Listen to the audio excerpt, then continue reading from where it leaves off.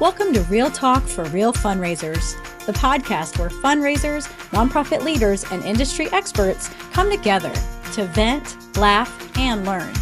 Through candid storytelling and insightful interviews, we explore the highs, lows, and everything in between. With a fearless, irreverent, and conversational tone, we're breaking down barriers, challenging the status quo, and creating a safe space to tackle the real struggles of the nonprofit world, one honest conversation at a time. Now here's your host, Jeff Schreifels. Welcome, everyone. So glad you are with me today. I'm excited to talk with my good friend and colleague, Joyce MacDonald. Joyce is the president and CEO of Greater Public. And Greater Public, what they do is they inspire and empower public media organizations to advance their mission by ensuring a sustainable financial future. And Joyce is responsible for developing Greater Public's vision, strategy, and plans to maximize public media's finances for long-term success. And in today's climate, with government funding being threatened, this is needed now more than ever. So with that, let's have some real talk with Joyce Mac. Joyce, welcome. Cheers. Thanks for the mug, Jeff. You're welcome. Yeah, we've known each other now, I forget now how many years, but six years, seven years, it all happened in San Francisco when we met you at the conference that you run for all the public media stations. And Richard and I sat with you in the lobby and started talking about what we do. And you're like, oh, this sounds just right up my alley here. I want to talk about major guests. And we did that. And we came a few weeks later, we met you at the NPR headquarters and showed you a little bit more about Veritas. And since then, we've been together partners for a long time. Yep. Really helping all of these great stations around the country. So here we are. This is a interesting time we're in. So you have an interesting definition of interesting. Yeah. So with all these challenges that are going on, because I think everyone who's listening knows what's been going on, the federal government is threatening to pull out all the funding. And we don't know where that is right yet, but it could happen. So what are all the challenges from your perspective that public media is facing today? Well, what's getting the attention right now is that federal funding, and it is critically important for public media for many reasons. I think to sort of telescope out, public media has been extremely successful at low-level gifts and dependent on low-level gifts. Federal funding is part of the mix, but so is sponsorship. And for most public media organizations, the largest piece of the pie is individual giving. And when I came into this chair, and I'd been in public media for a long time, I knew, or I suspected, that public media had an opportunity to become more of a philanthropic destination than just sort of a transactional, like the difference between a subscription and a membership. It's sort of a transactional point of view. Yeah. And so I think underlying what's going on is an opportunity that I think is huge. And I think you would agree, based on all the analyses we've seen and the successes that we've seen, for public media to evolve its relationship with donors. And whatever happens with federal funding, that is our future.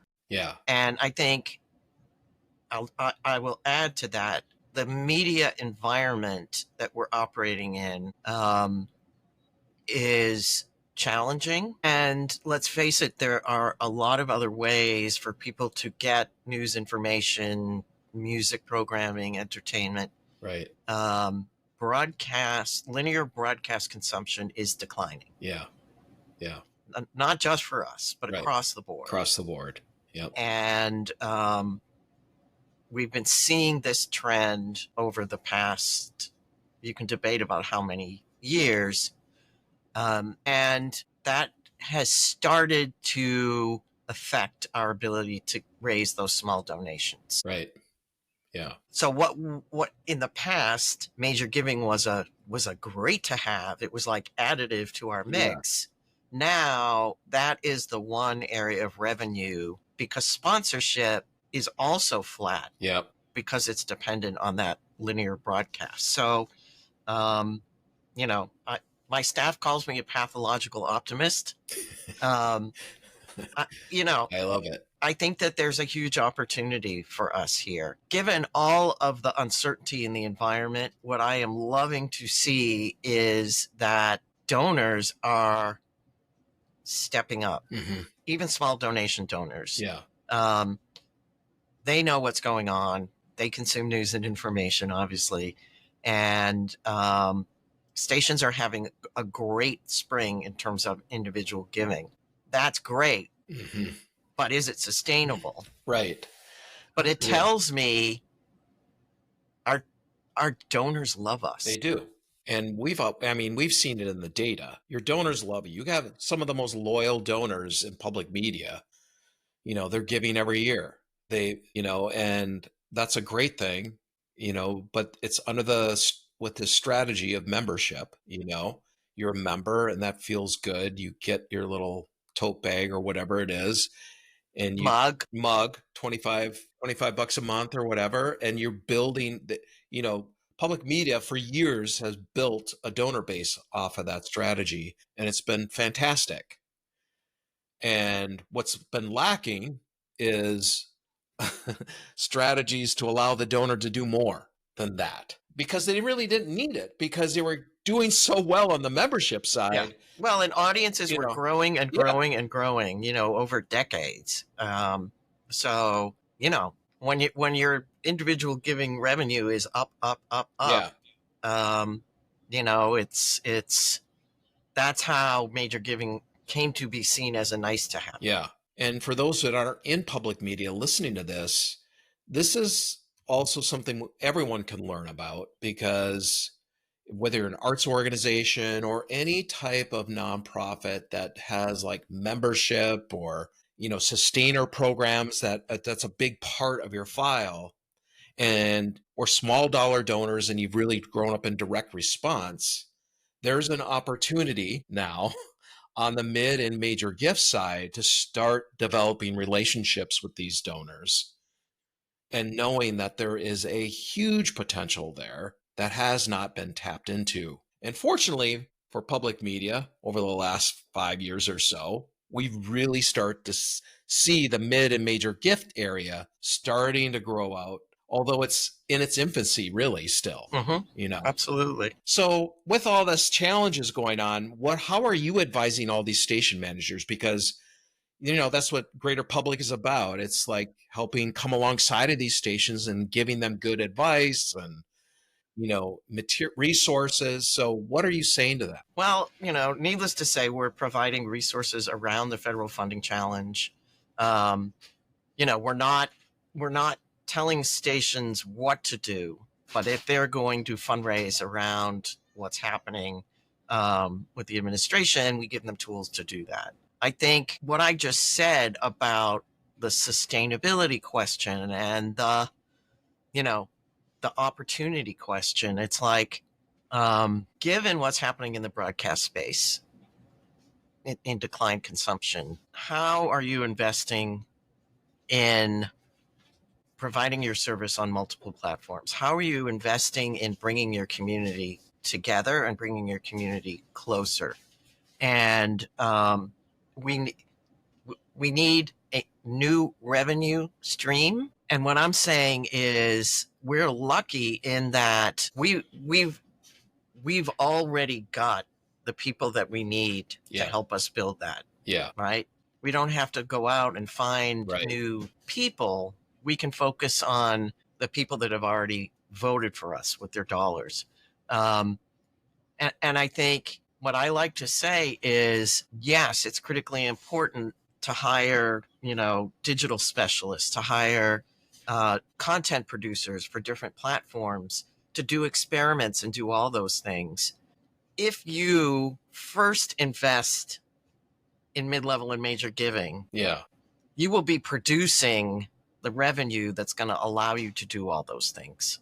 In an environment where federal funding is uncertain, turn to something that you have control over.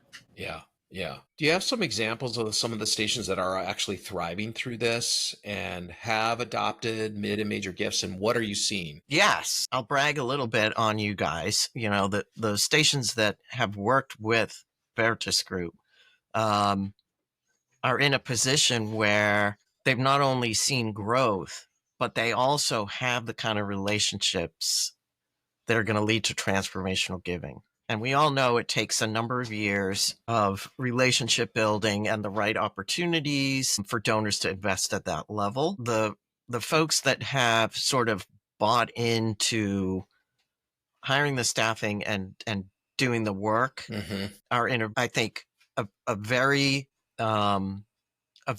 good position to weather any storm. You don't know what could be in the future. The federal funding is a challenge. There may be other challenges. Yeah. But I think folks that have approached this in a disciplined way, and really looked at return on investment in fundraising as a source of future program building, service building, are doing well. Yeah. That's not to say that they won't be hurt if federal funding goes away. That would be across the board. And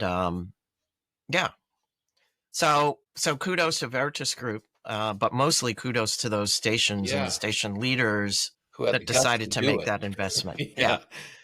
I look at what we've been able to do together as a real beacon of hope for a lot of stations and nonprofits who are trying to figure out this next thing around relationship-based fundraising and whether they should invest or not. Because, we started out with a pilot with like 4 stations. We had to prove this and saw phenomenal results, right? I mean, amazing results just in the first 2 years of this. And now we've seen so many stations go, okay, we need to adopt this. And every one of these stations is performing tremendously, who have all put in the time and the effort to create these disciplined programs. So it proves out that yes, indeed, you have these loyal donors and they have much more to give, but we need to ask them. And if you ask, asking is a good thing. They will come. And I think we've proven that over and over again. And so if there's anyone that's like wondering, gosh, do we need to start our program? This is the time to do this more than ever. I mean, it works. Yeah. Well, I like to say the best time to start a major giving program is 5 years ago. The second best time is now. Yeah, exactly. So how do you see public media evolving over the next 5-10 years? And then what's greater public's role going to be in all? Yeah. So we actually co-invested in some national research a year ago that we're in the process of rolling out, and it really, I think, gives us sort of a set of destinations. And the results of this research very much point to local news and information, local community events, community gathering. It's things that we do, but I think it tells us that there's a much bigger appetite for it than we imagined, and that we should not discount the importance of IRL, in real life, people getting together, having common experiences. I think there's a real hunger for that out there. Yeah. And I mentioned before, all media research now is pointing to the same set of behavioral changes, which means less linear consumption, more multi-platform consumption. And, there's absolutely no reason that, aside from the cost, that these organizations couldn't expand and meet their audiences where they are. And so I think 5 years from now, we will still be in the broadcast business, but we will have a much larger footprint, not only on other platforms, but also in our communities. Yeah. So I kind of see it in my local, in Philadelphia. Like I see WHYY as our local NPR PBS station. And, you go to a community event, outdoor things, they're there. WHYY itself, the building has public space, and they're always trying to bring people in there, which is awesome, I think. And I think you're right. It's going to get more and more localized. Like I see WHYY has Billy Penn, which is this, Yep. Online news that is all connected into all the different neighborhoods of Philly, and it's connected to WHYY. That's kind of what you're talking about. There's this more, Exactly. Yeah. And you're spoiled in the Philadelphia market because you also have WXPN. Yes. Who have an amazing performance space, or spaces. Yeah, that's a great example. Yeah. And they're bringing the community in on a nightly basis, And then we have WRTI, the jazz and the classical station. They hosted this great sing-along at downtown for Christmas time that was unbelievable. And there were thousands of people that showed up. And WRTI is a small little, it's a small station, but you could tell like there is deeply connected into Philadelphia and the roots. And so that's really interesting. That's how you see it going over the next 5 to 10 years. And I love that. Yeah. And lots of partnerships with other nonprofits in the community. Yeah. For-profits who are doing things in the arts. I mean, even, partnerships between news organizations in the same city. I just think that there's a lot of opportunity to provide more that's local to communities. And I think there's a hunger for it, and also a hunger for people to be with like-minded folks, to be with, fellow travelers. It makes you much bigger than just a radio station. Yeah. Yeah. Not that there's anything small about being a radio station, Right. but you know what I'm saying. Yeah. I see. I hear you. So, Joyce, if you're an executive director or a VP of development for any kind of nonprofit, looking at what's going on with public media today, what lessons or advice would you have? What would you give them? Do not underestimate your donors. Believe in your donors. And if you believe in them, they believe in you. I think there's, in times of uncertainty like this, there's reticence about, well, how much do we ask? Do we keep asking? Blah, blah, blah. Donors are going to give, right?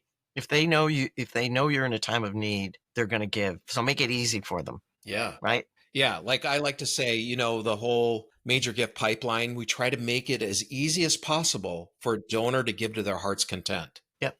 That's right. That's right. And then look at barriers that you put up, perhaps internally, externally, whatever those barriers are that prevent donors from giving like they want to give, and remove them.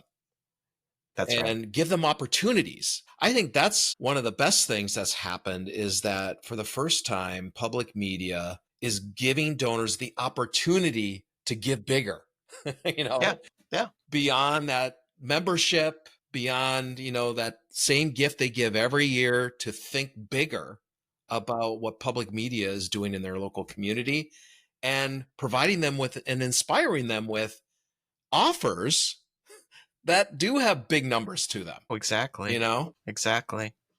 What I want to celebrate is the first major gift to a public media organization that is directed at hiring major giving staff or mid-level giving staff. That would be awesome. Because in my mind, Jeff, and those of you watching and listening to this that haven't seen how Veritas takes donor data for organizations and looks at the potential and actually does like a conservative 5-year projection of what's possible. I I would walk that into my best donors and say, look, you've been amazing.